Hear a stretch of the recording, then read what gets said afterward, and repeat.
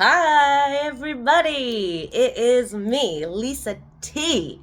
Lighten up your life with Lisa, coming at you with some positive energy. It has been a minute since I did a video, especially a self-love video. I have been doing some stretch videos, some breath work videos. So if you want to scroll back through my video list, that's the stuff that I've been implementing mostly. But it's been a long time since I've done just a self-love video and just a share. So yeah, I finished that 365 days of Melody Beatties uh, let go readings. So you can scroll back through those. There's one for every single day of the year, 365, the language of letting go. But I do have this other book. It's called Journey to the Heart with Melody Beattie, which is also a great one. So yeah, I haven't been doing these, and I haven't been doing any videos for a few months because life just got crazy. And I forgot. I had a client today talking to me at my clinic about how, he's so busy and he doesn't have time for self-care. And I thought, oh my gosh, here I am, the stretch advocate, the self-love advocate, and I failed myself in this last 3 months. Life got super busy.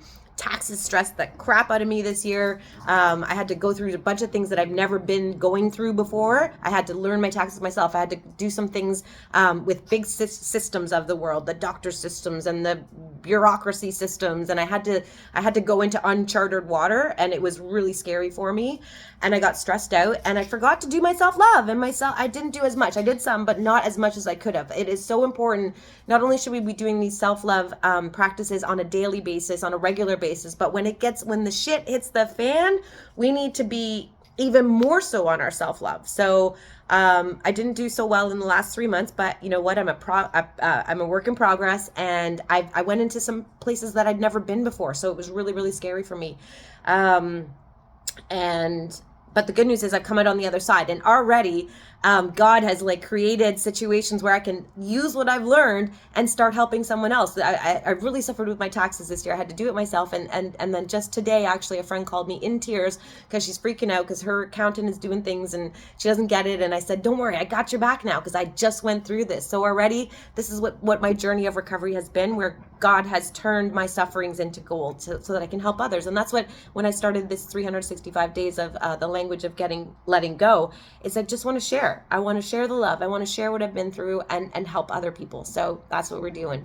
Yeah. So let's get to it, right? Let's get to it. So yeah, the last reading, I've got a bookmark here. I guess maybe I did do one of these readings March 18th. I have a bookmark in there, but we are April 18th today, right? There's magic in the unknown. The way this book parallels my shares with y'all is crazy. Okay, April 18th. There's magic in the unknown. Oh, this is okay. So this is part of what I've been doing in this last maybe 6 months or so, is stuff I've been listening to about the quantum field and about the toric field and using my breath work. And there's this void. We want to be in the void. We don't want to be in the void is where there's infinite possibilities. We don't want to get stuck in our mind and continue repeating the past. So if we don't look at the past and look where things went wrong, we want to learn from the past. We don't want to shut the door on it. We want to learn from it, not regret it. Learn from it. But we also don't want our future, if we want to improve on what's already happened, we want to make sure we leave a really open space for infinite possibilities. So not predicting the future, living in the void, letting the universe guide us. It's a benevolent universe that knows the best for us. God knows best for us. I remember when I was doing these 365 days of readings with Melody Beattie, recognizing I don't even know what I need. I thought I knew what I need because I need that, I need this. And when I get that, it's that didn't really scratch the itch, And so what I've learned is I don't really know what I need. So when I can really let go, like the other book, when I can really let go, all of a sudden things start coming, and I would have never known that was going to fill that hole in me. I never knew that was going to scratch that itch. And so I don't always know what I need. So I want to live in the unknown. Live in the unknown. I don't know what that means or this means. I don't even, we want to undo. We're in any spiritual work, you're looking at an undoing. You want to undo the concepts that you've learned, undo the messages you received as children, undo these if they're negative. If it's positive, keep it. But if it's negative, let's rewire it. So live in the unknown. You don't know. You don't know what's coming down the pipe. We think we do. And if we, envision what's happened already and we're like, oh, I know how this all turns out, you're just going to repeat the past in a way that you don't want to. So live in the unknown. Be in the void of infinite possibilities. When I do this, I'm thinking about the universe and like being out in just darkness, and I can see the matrix of like infinite possibilities. It could go this way and that way and this way. There's a million outcomes that could happen. Let's let the universe, let the energy guide you into that. So there's magic in the unknown. Magic. April 18th. Journey of the heart. Sometimes we're out of ideas. You get to the I don't know what to do here. Sometimes we're out of ideas. We think and think, but nothing comes. We don't know what's next. It feels like we're at a dead end.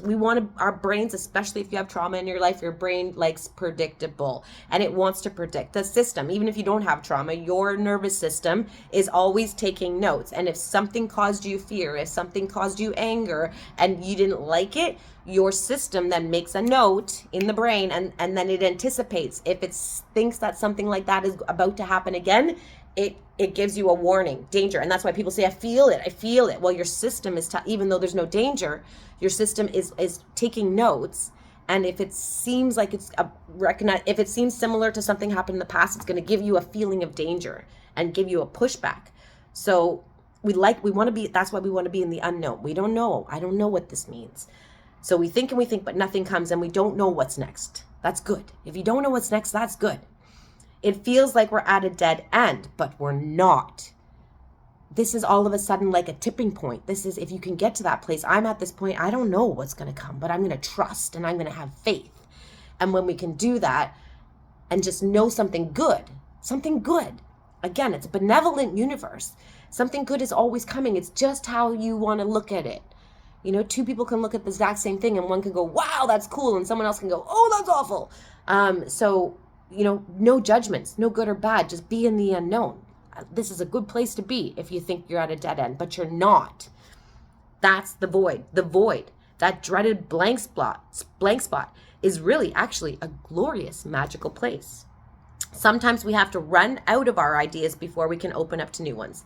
Got to get rid of all these old ideas. Oh, I know how that goes. The old ideas are mistaken beliefs, mistaken messages you got, negative messages you got, judgments. Oh, like I know how people like that, people who dress like this is a total example. People who dress like that act like this, or, people in that kind of a career, they're like this. Like, we judge things. We're constantly judging things. We got to let go of that. We're not the judge. Only that's the judge, right? Higher judge. And actually, when you get to a really great, deep spiritual place and all you see is love. We stop judging and you see only love.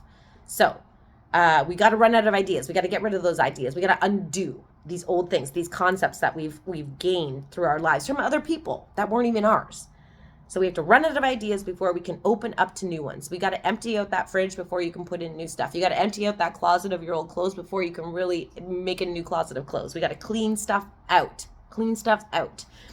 So we run out of old ideas before we can open up to any new ones. The reason we can't see any further, so the reason you think you're at this dead end, is because your ideas are limited by the past. There it is, by past experience. We think we know.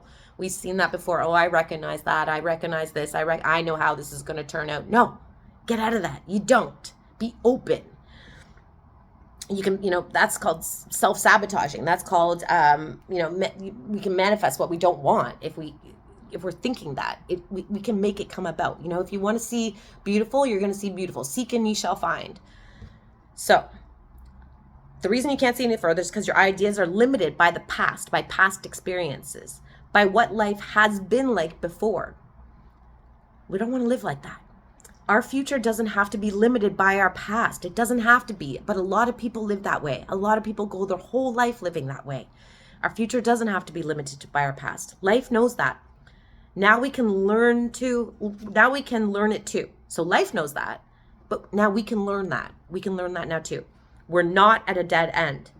We're reaching a new beginning. With every end, there's a beginning. It's just that's the law of the universe. With every end, there's a beginning. Infinite. ongoing, and infinite possibilities. There's a gazillion ways something could turn out, a gazillion. So don't let your mind tell you there's only one way it can work out and then make that happen because of what you're seeking to find. So here's your little saying for today, a little prayer, I guess. So now is a time of an affirmation. Let's call it an affirmation. Now is a time of magic. Let the universe take your hand and show you things you have never seen before. That, it's life is a vibration. Life is a frequency. So you get on this kind of a frequency that are like, woo, something good's going to happen. Something good will.